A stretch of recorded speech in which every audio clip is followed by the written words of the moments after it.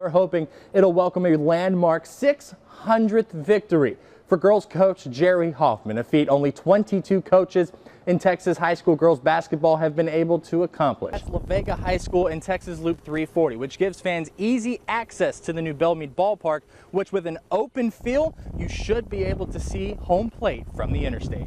With a walk-off win last night, the Bears clinched their second straight win and their first Big 12 Series win of 2017. What makes it sweeter than honey for the Bears is it comes against their rivals from down the road. But there's something else about Madu Anelli that really sticks out. He actually plays both sides of the ball, something you don't typically see at the 6A level. With a dream, a bat, and a glove, Khalil left the land down under, going 9,000 miles away from home.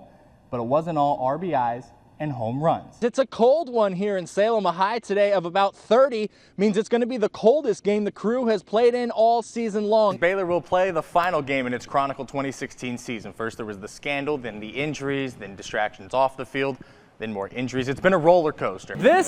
I could smell this from a mile away. It smells delicious. Where are you guys from? Gatesville Prima Pasta. Can I try this? Yes, sir. This looks incredible. That's your dream moment in baseball. Yeah. To win a game on a walk-off home run. It looks like me when I play a little wiffle ball in the backyard. It looks like me on MLB The Show. I can't do that in person. The Baylor Lady Bears shot a season-low 39% from the free throw line. That was something Coach Kim Mulkey mentioned that they would be spending a lot of time working on in practice today. Texas Association of Sports Officials tells me they're having trouble getting enough officials to keep up with a statewide boom in the number of schools. Guys, I'm going to sit on this couch and finish out this game. In Belton, Kurtis Quillin, Channel 6 Sports. Let's go! The Mart Panthers have a tradition of winning, and that's no different for their girls basketball coach, Jerry Hoffman. She's been coaching for 32 years, a head coach for 29 of those. Well, when I started coaching at Rosebud Lot, that was my very first coaching job. I took the job as a middle school coach, and I ended up being the varsity coach. Now in her 6th year at Mart, her 3 seniors are finishing a road they first started traveling together when they were in the 7th grade. She is beyond a coach to us, beyond a coach.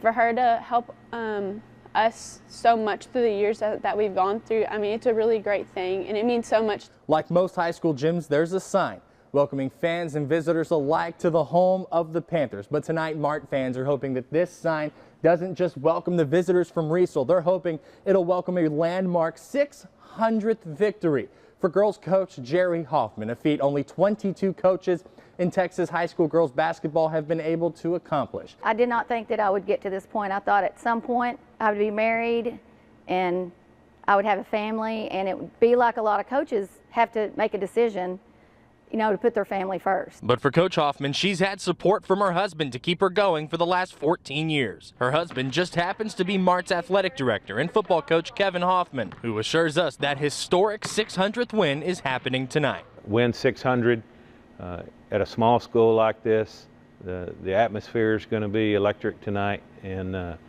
she's going to get it done tonight. I didn't even know until a couple of days ago that this was her 600th win, and so I'm really excited for tonight, and I think a lot of us really are. Excitement for a Central Texas coach with Central Texas roots who's trying to make history on a Friday night. You know, I love her to death. We're going to enjoy this ride together, and it's going to be a lot of fun.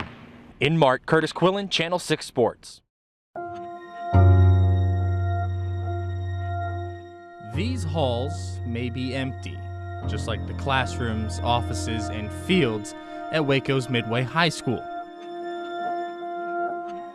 But a coach, a leader on one of these fields, is in the fight of his life, a fight which started May 5th, 2017. He gave me some medicine and said, okay, if it's not better by Monday, come back, but ended up being that Saturday, which was the day after. They revealed that there was a mass, and then later on through MRI and CT scan that it was a tumor. Surgery would remove most of the tumor, then came the diagnosis. Level 4 glioblastoma, a cancer that originates in the brain.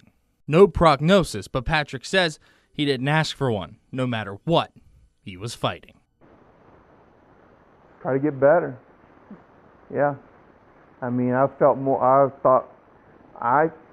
like I said, I thought about them. I mean, how's it going to affect the family?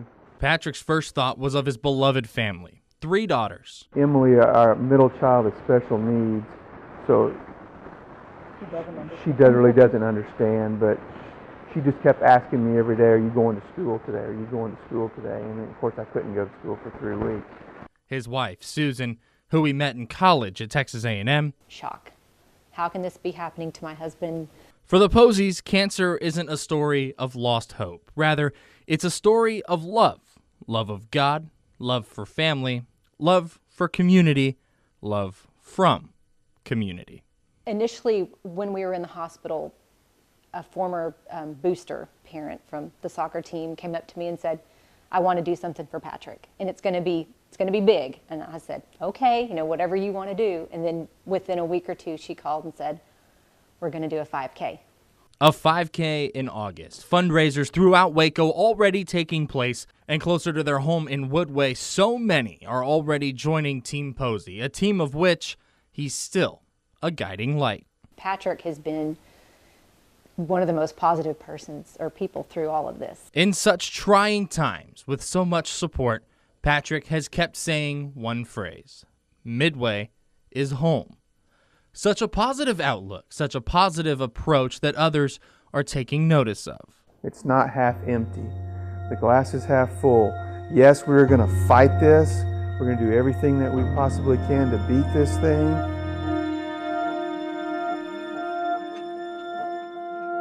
The halls of Midway High School are empty. Thanks to the Panther community, the Posey family's hearts are full of love, full of hope, but most of all, full of faith.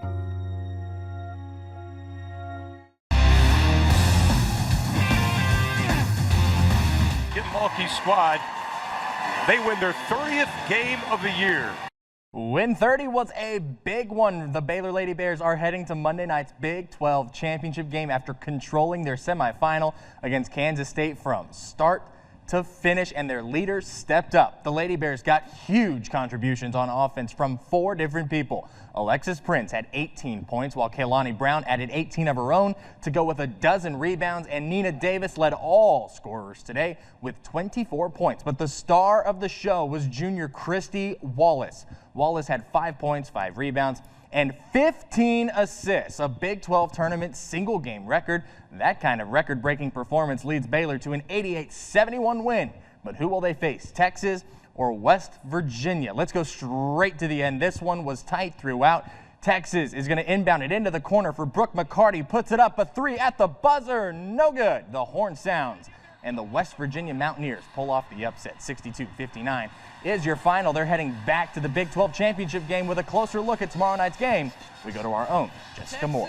Well, Kurtis. Thank you, Jessica. Again, Big 12 championship game set for tomorrow night, 8 p.m. The winner gets the conference's automatic bid to the NCAA tournament. We'll have more from OKC all day tomorrow on Channel 6. A big win right down I-35 yesterday gave the Baylor Bears the Big 12's 3 spot heading into Kansas City this week, but they had to do it without their point guard and Big 12 newcomer of the year, Manu LeCompte. LeCompte sprained his ankle against Kansas and aggravated it against Iowa State. Scott Drew said after yesterday's win against the Longhorns that LeCompte was a game-time decision, but Manu hasn't even gone through contact in practice yet. And Drew says they didn't want to rush him back in before the Big 12 and NCAA tournaments.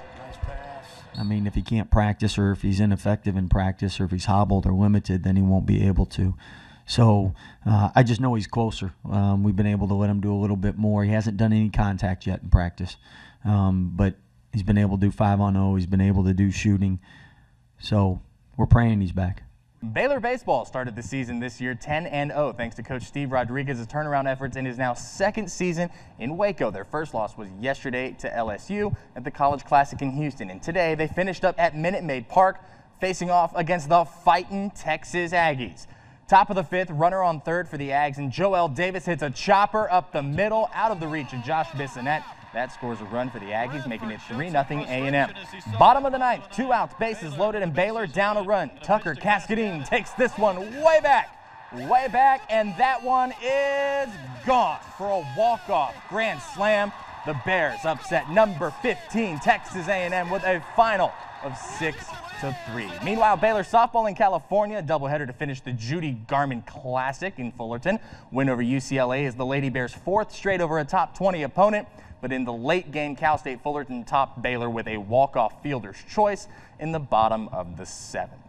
The NFL Scouting Combine going on in Indianapolis right now, giving college players from across the country a chance to prove their draft stock. That includes Texas A&M's Myles Garrett, who has been coined as a potential top overall pick.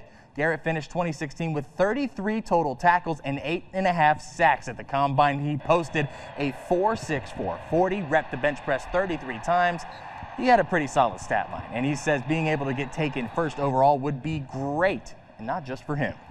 Not only be the #1 pick from my hometown, but also from my college, and that'll be a huge nod to my friends, family, and teammates.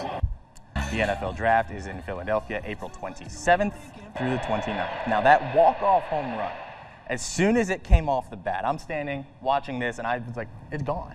That's the moment you dream about, playing in the backyard as a kid. Your dad's pitching to you. You dream about that moment coming up. What a dream come true for that Exactly. kid. That's your dream moment in baseball. Yeah. To win a game on a walk-off home run. It looks like me when I play a little wiffle ball in the backyard. It looks like me on MLB The Show. I can't do that in person. No, neither can I. I can do wiffle ball. That's it for sports.